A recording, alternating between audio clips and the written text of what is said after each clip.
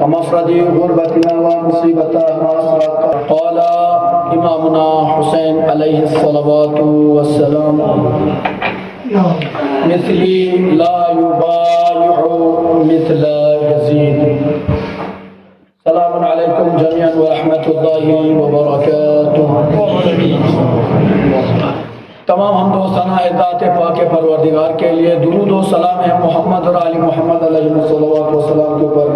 قابل تعریف لائق تحسین ہے آپ تمامی عزاداران ابا عبداللہ علیہ الصلوۃ والسلام. یقیناً صبح 10 بجے سے اس مسجد شریف میں فضائل امام حسین علیہ السلام، مناقب امام حسین علیہ السلام اور مصائب امام حسین علیہ السلام کو سماعت کر رہے تھے. خدا کی سماعتوں میں روز روز اضافہ فرمائے. خدایا بحق امام حسین علیہ السلام جتنے بھی عزادار دور و دراز سے معرفت عزاداری لیے ہوئے، معرفت امام حسین علیہ السلام لیے ہوئے یہاں پر تشریف لائیں، خدا ان کی جو بھی حاجات ان سب کی حاجات کو جلد از جلد روا فرما. مشکلات اور پریشانیاں ان کی مشکلات اور پریشانیوں کو رفع دفع فرما. خدا امام حسین علیہ السلام کے صدقے میں حاضرین کے بچے، ہماری قوم کے بچے جہاں بھی تعلیم حاصل کر رہے ہیں ان بچوں کے علم میں کامیابی عطا فرما. خدایا بحق محمد و آل محمد علیہ السلام حاضرین کے جوان، ہماری قوم کے جوان جو ابھی تک بے روزگار ہے ان سب کو روزگار عطا فرما. روزگار ان کے روزگار میں روز بروز ترقی عطا فرما. خدایا تمام مریضوں کو بیمار کربلا امام زین العابدین علیہ السلام کے صدقے میں شفا عاجل عطا فرما. خدایا امام زمانہ علیہ السلام کے ظہور میں تعجیل عطا فرما. ہم سب کو امام کے اعوان اور انصار میں شمار فرما. ربنا تقبل منا انک انت السمیع العلیم. آواز صحیح نہیں ہے بھائی، پہلے اس آواز میں بھی خلل ہے اور آپ آواز دھیمی کر رہے ہیں. آواز برابر کیجیے تاکہ بولنے میں آسانی ہو. عزیزان وہاں پر ایکو کم کر دیجیے، اس کا صرف آواز نہ رکھیے. اندر گھمائے کیوں ہوتے ادھر باہر لگنے دوسرے کیا. عزیزان ایمانی، امام حسین علیہ السلام کے ایک جملے کو آج کے خطبے میں ہم نے اپنا سرنامہ کلام قرار دیا ہے. آپ حسینی ہیں، حسینی عزادار ہیں، حسینی مجالس میں شرکت کیے جاتے ہیں، روز جمعہ کی معرفت رکھتے ہیں. لہذا آج ہم انشاءاللہ اس مجلس میں اس خطبے میں کوشش کریں گے کہ امام حسین علیہ السلام کے جو مقاصد تھے اور امام حسین علیہ السلام نے جو دین اسلام کے لیے جو قربانیاں دی ہیں ان قربانیوں کو ہم یاد کریں. ایسا نہ ہو کہ ہمارے کردار اور ہمارے افعال اور ہمارے کریکٹر کی وجہ سے امام حسین علیہ السلام کا مشن ناکام ہو جائے. اور امام حسین علیہ السلام نے جس کام کے لیے قربانیاں دی تھی اور وہ قربانی خدا نہ خواستہ ضائع ہو جائے. لہذا عزاداران مظلوم کربلا امام حسین علیہ السلام نے ایک جملہ ارشاد فرمایا. کہتے ہیں جب امام حسین علیہ السلام اور امام کے صحابی مسجد میں تشریف، شب کا وقت ہے، مسجد میں تشریف فرما، گفت و شنید مصروف ہیں، مسائل حل کر رہے ہیں، دینی باتیں ہو رہی ہیں. اتنے میں یزید کے ایک شخص آتا ہے، یزید کی طرف سے ایک خط لے کر یا پیغام لے کر ایک شخص آتا ہے. آنے کے بعد امام علیہ السلام کو یزید کے پاس آنے کے لیے دربار میں آنے کی اجازت دیتا ہے.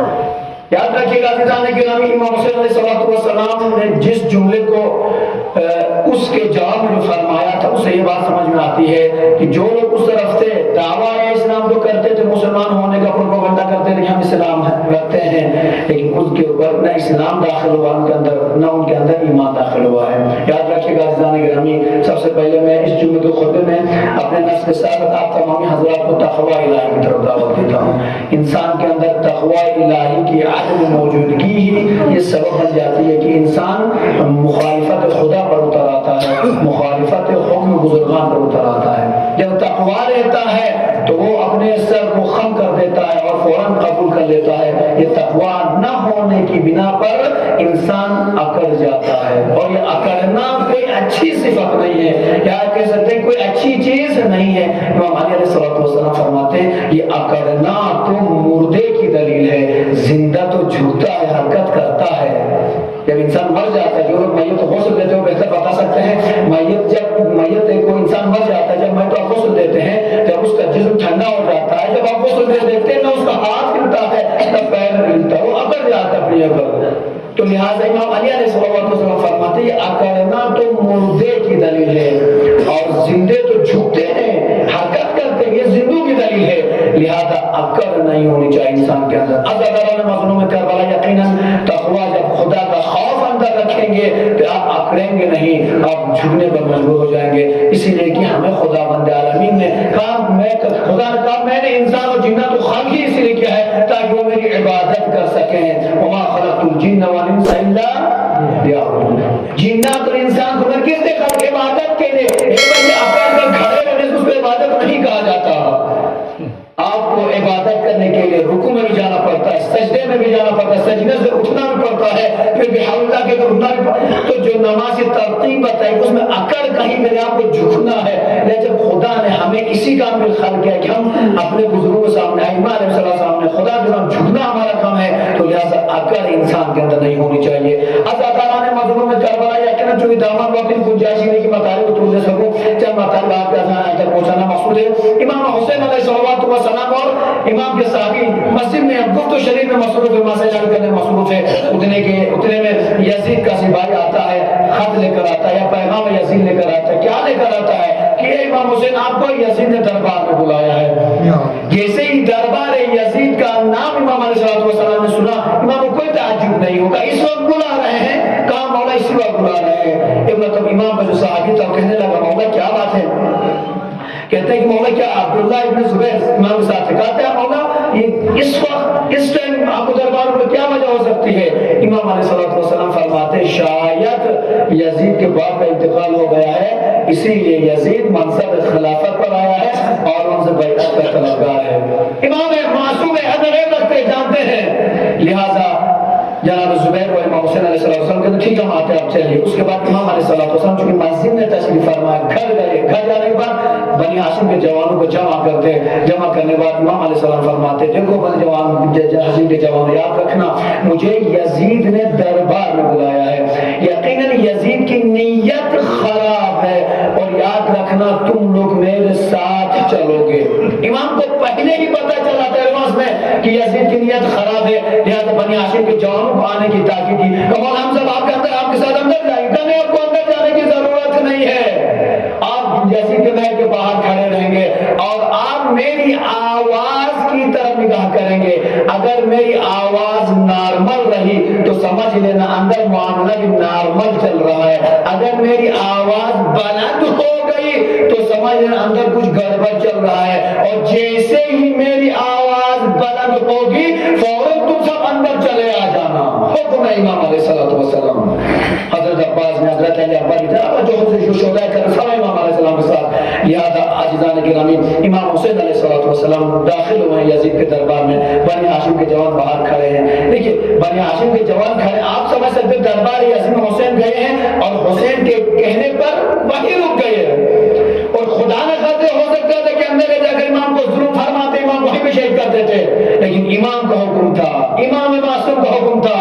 لہذا جیسے ہی حکم ملا حکم کی فرمان برداری کی اور دروازے کے باہر کھڑے رہے. امام علیہ السلام اندر گئے. جانے کے بعد حاکم و محاکم اور والی سے بات چیت ہونے کے بعد کہتے ہیں کہ یزید کو خلیفہ مسلمین بنایا گیا ہے، تو ہم کیا کریں. کہا آپ بھی یزید کی بیعت کیجئے جس طریقے سے دوسرے لوگوں نے یزید کی بیعت کی ہے. امام حسین علیہ السلام فرماتے ہیں میں آپ کی بیعت نہیں کر سکتا، میں آپ کی بیعت میں کیوں نہیں کر سکتے. جب گفتگو تیز ہو گئی، بات چیت تیز ہو گئی. ایک مرتبہ امام حسین علیہ السلام یہی جملہ شاید فرمایا مثلی لا یبایع مثل یزید. مجھ جیسا تجھ جیسے یزید کی بیعت کرے کیسے ہو سکتا ہے.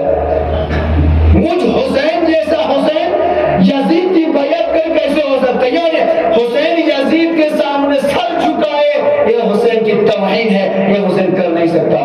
فوراً امام حسین علیہ السلام غضبناک کھڑے ہو گئے. ایک مرتبہ وہاں پر جو مروان جو چمچگیری، آج دنیا میں اکثر ماحول خراب ہوتا ہے چمچگیری کی وجہ سے، چمچگیری کرنے میں مصروف تھا. مروان کہتا ہے والی اگر آج حسین ہاتھ سے نکل گئے تو یاد رکھنا پھر آپ حسین کو پکڑ نہیں پائیں گے. تو کیا کیا جائے. اسی وقت یزید اسی وقت حسین کا سر تن سے جدا کر دو. جیسے ہی یہ جملے باہر آئے ہیں امام حسین علیہ السلام کی آواز بلند ہو گئی ہے. فوراً غازی علمدار عباس نیام سے نکال کر جناب علی اکبر داخل محل ہوئے ہیں، ہونے کے بعد کہتے ہیں آقا حسین آپ اجازت فرمائیے ابھی ہم ان کے ٹکڑے ٹکڑے کر دیں گے۔ مولا حسین نے ایک جملہ کہا، عباس علی کربلا باقی ہے، اکبر علی کربلا باقی ہے۔ جوانوں کو اس سے یہ سیکھنے کی ضرورت ہے، حسین کو دھمکی دی جا رہی کہ اسی وقت آپ کا سر تن سے جدا کیا جائے گا، لیکن حسین جوانوں سے کہتے نہیں، یہاں پر ہم جنگ کرنے یا لڑنے نہیں آئے، آپ لوگ کوئی تلوار نہیں چلائے گا۔ لہٰذا جوان رک گئے، جوانوں سے جذبہ سمجھ سکتے ہیں، لیکن ان جوانوں کے جذبے کو روکا اور کنٹرول کیا۔ کیوں؟ بڑے کا حکم ہے، بڑے کو حکم ماننا سب پر واجب ہے، نہیں تو پھر فرق کیا رہے گا یزیدی اور حسینیوں میں؟ فرق نہیں رہے گا۔ یزیدی وہ ہوتے ہیں جو اپنی منمانی بھر کوئی واری واری بن جاتا ہے، حسینی وہ ہوتے ہیں جو حسین کو اپنا واری سمجھتے ہیں، حسین کی ایک بات پر لبیک کہتے ہیں۔ لہٰذا آزادانہ مظلوم کربلا امام حسین علیہ السلام سے وہاں سے نکلے ہیں، نکلنے کے بعد دشمن حسین کے پیچھے پڑا ہے، امام حسین علیہ السلام کے پیچھے دشمن پڑا ہے۔ اگر ہم غور کریں کہ حسین علیہ السلام سے اتنی دشمنی کیوں ہو گئی، لوگوں کی اتنی دشمنی کیوں ہو گئی، آپ جب فکر کریں گے غور کریں گے یقیناً بہت ادریس نام کے ایک شخص ہیں، ادریس حسینی، ادریس حسین ایک خطیب ہے جن کی کتاب آپ کو ملتی ہے، مثلا ان کی کتاب ہے کہ میں حسینی کیوں بنا، مجھے راستہ کیوں، اس طرح کتابیں بہت ساری کتابیں الگ الگ ترجمے سے ہوئی ہیں، ان کی ایک کتاب میں ایک جملہ لکھتے ہیں کہ پہلے حسینی لشکر میں شامل نہیں تھے، حسینی نہیں تھے بلکہ غیر حسینی تھے، لیکن انہوں نے ایک جملہ لکھا ہے، انہوں نے خطاب کرتے اسلامک اسکالر ہیں، درس دے رہے تھے، پڑھا رہے تھے، پڑھاتے پڑھاتے ایک بچی نے کہا آپ تو پہلے حسینی نہیں تھے، آپ تو پہلے شیعہ تھے، آپ شیعہ کیسے بن گئے؟ انہوں نے کیا جملہ کہا ہے، تاریخ گواہ ہے، انہوں نے ادریس حسینی نے کہا میں اس لیے شیعہ بنا کیونکہ جب میں نے تاریخ کو پڑھنا شروع کر دیا، سننا نہیں پڑھنا، یاد رکھیے گا میرے جوانوں، سننے اور پڑھنے میں آسمان اور زمین کا فرق ہے۔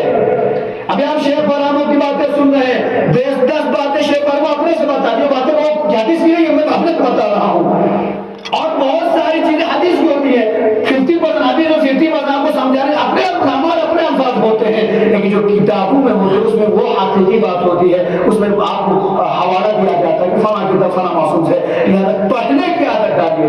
لہذا آزادانہ مظلوم کربلا کہتے ہیں کہ ادریس حسینی کہتے ہیں کہ میں شیعہ اس لیے بن گیا جب میں نے تاریخ اسلام کو ریسرچ کیا، میں نے دیکھا کہ 10 ہجری کو پیغمبر اکرم صلی اللہ علیہ وآلہ وسلم انتقال فرما گئے، 10 ہجری کو، اور سن 60 ہجری تک صرف 50 سال تک یہ 61 ہجری میں محسن علیہ السلام کو شہید کر دیا گیا ہے۔ ان 50 سالوں کے درمیان یہ کیا بات واقع ہوئی کہ لوگ حسین کے دشمن بن گئے؟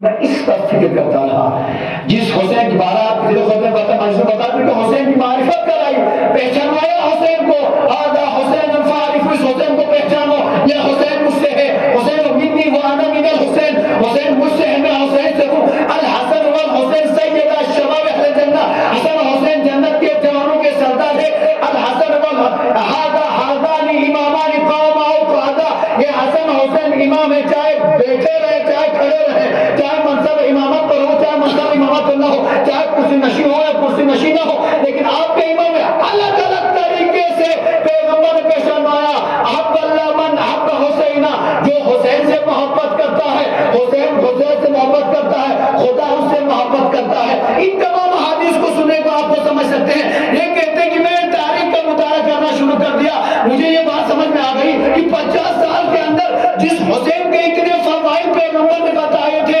اور وہی مسلمان حسین کو قتل کرنے پر کیوں تلے؟ لہٰذا میں نے جب اسی بات پر غور کیا تو مجھے یہ بات سمجھ میں آ گئی، حسین کا مشن تھا دین پیغمبر کو آگے لے جانا، قرآنی احکامات کو آگے لے جانا اور دین اسلام کے احکامات کو آگے لے جانا، یہ حسین کا مشن تھا۔ اور جب یہ حسین مشن کو لے کر آگے جا رہے تھے اور جو حسینی نہیں تھے، جو حسین کے دشمن بنے، وہ یہ نہیں چاہتے تھے، حسین چاہتے تھے کہ کوئی شراب کوئی نہ کرے، کوئی شراب نہ پیے، یزیدی چاہتے تھے کہ ہم شراب پیئیں، حسین چاہتے تھے کہ نماز جماعت کے ساتھ جمع پنجگانہ نماز ہو، یزیدی چاہتے تھے جب من کے نماز پڑھیں گے جب من کے نہیں پڑھیں گے، امام حسین چاہتے تھے کہ دنیا میں زنا جیسی بدعت وغیرہ ختم ہو جائے، زنا وغیرہ ختم ہو جائے، یزیدی چاہتے تھے کہ ہمیں راتوں کو ہر رات الگ الگ ایک خاتون مل جائے، یہ زنا بام کیا جائے، ہر اعتبار سے حسین روکتے تھے، یزیدی کرنا چاہتے تھے۔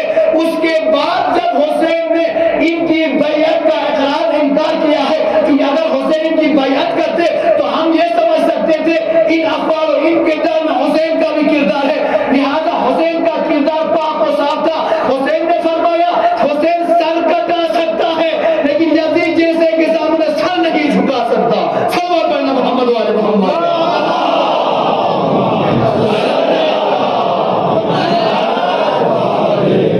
تو لہذا وہ کہتے ہیں کہ میں نے اسی بات کو لے کر غور کیا اور میں سمجھ گیا جو لوگ جھوٹا دعویٰ کرتے تھے، جھوٹا دعویٰ، اے مسلمانوں، کوئی مسلمان یہ نہیں کہہ سکتا کہ یزید کلمہ نہیں پڑھتا تھا۔ میں شیخ برہم و چہرے کے ساتھ کہتا ہوں یزید کلمہ پڑھتا تھا، لا الہ الا اللہ پڑھتا تھا، محمد رسول اللہ پڑھتا تھا، نماز بھی کبھی کبھی جب من کرے پڑھتا تھا۔ تو پھر کیا ہوئی بھائی؟ آپ یہ نہیں کہہ سکتے نان مسلم تھا، مسلم تھا لیکن پیغمبر کی سیرت پر نہیں چلتا تھا۔ آپ سمجھ سکتے جس منبر رسول پر ہم اور آپ دیکھتے کہ ایک عالم دین تو شاید بسم اللہ کر کے جاتا ہی ہے، اس کی مجبوری سمجھ لیجیے یا اس کا لحاظ رکھ کے جاتا ہے، لیکن عام آدمی اس کا یا منبر میں اوپر جب فلاں چیزیں وہ جاتا نہیں، منبر کا قدم نہیں رکھتا۔ کیوں؟ انہیں پتا کہ یہ منبر منسوب ہے پیغمبر اسلام سے، لہذا میری اتنی حیثیت کہاں کہ میں منبر رسول پر قدم رکھوں۔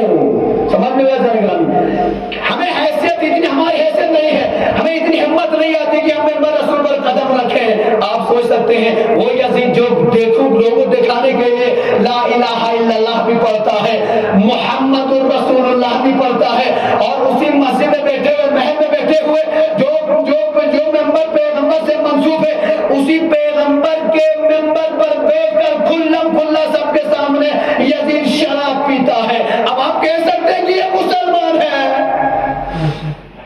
سوچنے کی بات، تصور کرنے کی بات۔ لوگ سمجھے نہیں حسین اور یزید کو، اسی لیے دونوں کو ملا دیا، کہا یزید کو بھی کچھ کہنے لگے، حسین کو کچھ کہنے لگے، الٹا ہو گیا معاشرہ۔ جہاں حسین کا ساتھ دینا چاہیے تھا آج یزید کا ساتھ دینے کی نہیں لکھے۔ کیا مسلمانوں کی کتابوں میں یہ نہیں لکھا ہے کہ حسین سے کتنی محبت کرتے تھے پیغمبر اسلام؟ آج ہم جہاں پر شیعہ حیدر قدر بستے ہیں، جہاں حسینی بستے ہیں، وہاں پر ان ایام میں یقیناً حسین کی مجالس برپا ہوتی ہے، خاص طور پر جو باہر جو دلی ممبئی وغیرہ میں تو 2 مہینہ 8 دن تک ہر روز حسین کی دن میں مجلسیں ہوتی ہے، رات میں شب بیداری ماتم کا پروگرام رہتا ہے، 2 مہینے مجلس ہوتی ہے۔ لہٰذا آپ یاد رکھیے، آپ اپنے ماحول کی بات کیجیے، ہم یہاں پر حسین کی مجلس کرتے ہیں، یقین حسین کے فضائل بیان ہوتے ہیں، حسین کے مناقب بیان ہوتے ہیں، حسین کی مصیبت بیان کی جاتی ہے۔ آپ مسلمانوں میں سے کتنے مسلمانوں کو دیکھتے ہیں جو اسی مجالس اور حسین کے نام پہ جو جلوس نکالا میں شریک ہوتے ہیں؟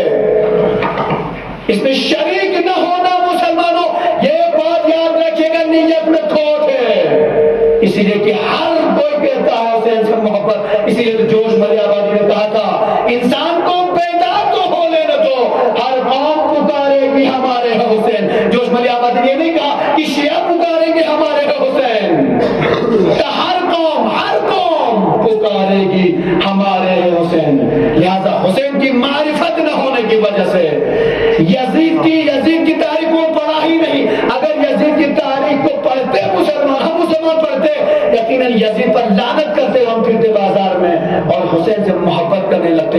نہ ہم نے حسین کی تاریخ پڑھی، نہ یزید کی تاریخ پڑھی، صرف سنائی ہوئی باتوں پر عمل کیا اور اسی کو ہم حقیقی اسلام سمجھ کر بیٹھے۔ لہذا خبردار ہماری قوم کے جوان بزرگان یاد رکھے گا، ہم حسینی ہیں۔ جس طریقے سے میں نے واقعات بیان کیا، حسین نے اپنے جوانوں کو کس طریقے سے آمادہ کیا اور کس طریقے سے روکا۔ حسین نے جب پیغام دیا اور حسین نے جب منع فرمایا رک گئے، حسین نے حکم دیا جانے قربان کر دی۔ یہ حسینیوں کی پہچان ہے۔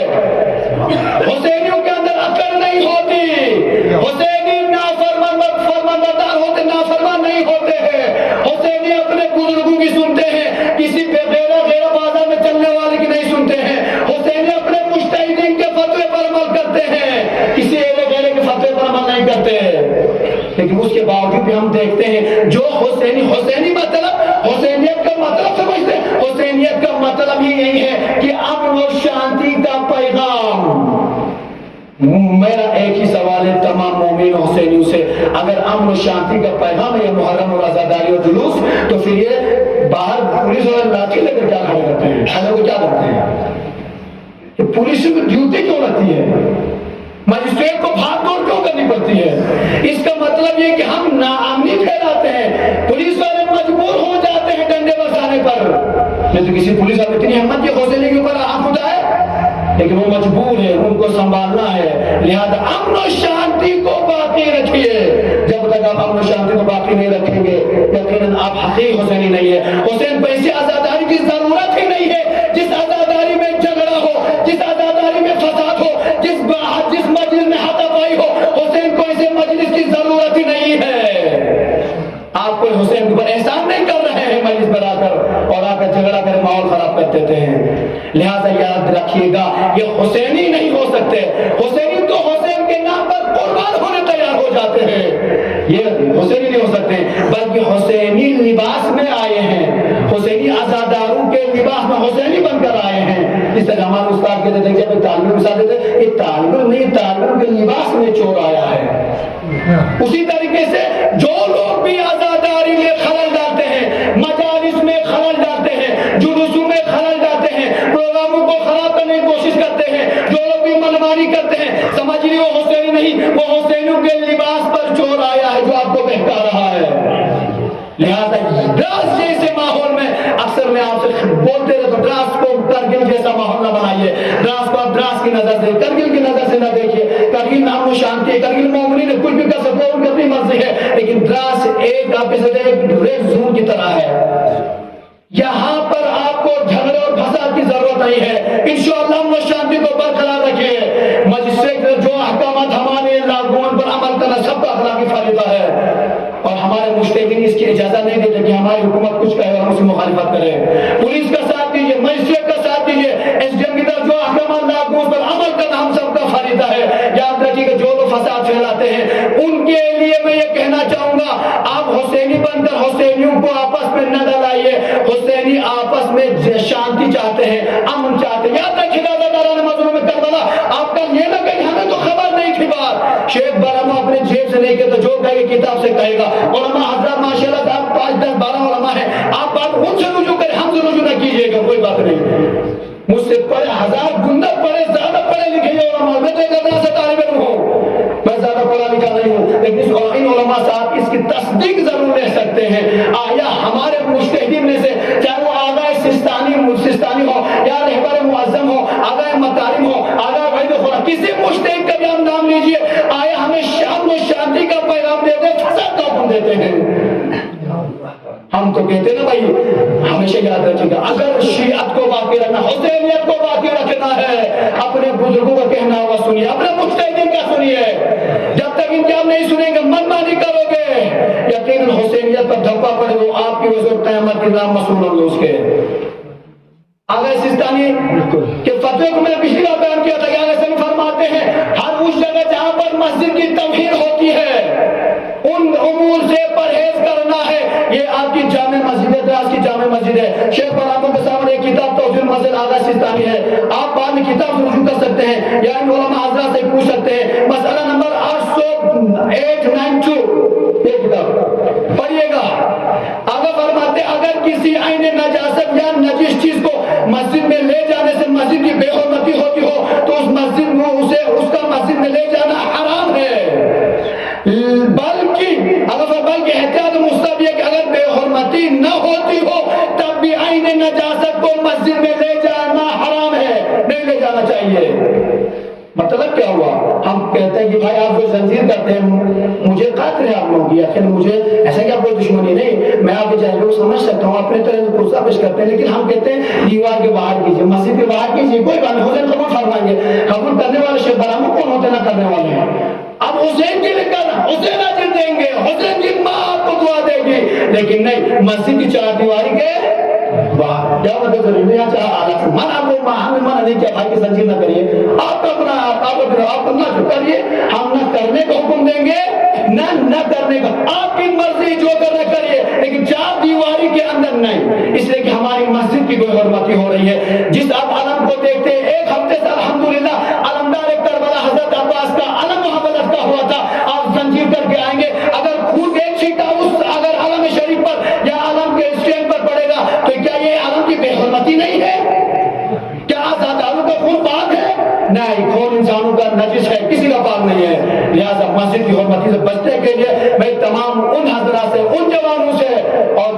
بارگاہ کے صدور سے التماس کرتا ہوں اپنے جوانوں سے کہیے کہ آپ باہر روڈ پر آپ کا اختیار ہے، ہم منع نہیں کریں گے، لیکن چار دیواری کے اندر پہنچتے ہی مسجد کے تقدس اور مسجد کی حرمت کو باقی کرتے ہو، پلیز اندر آ کر زنجیر زنی نہ کیجیے گا انشاءاللہ۔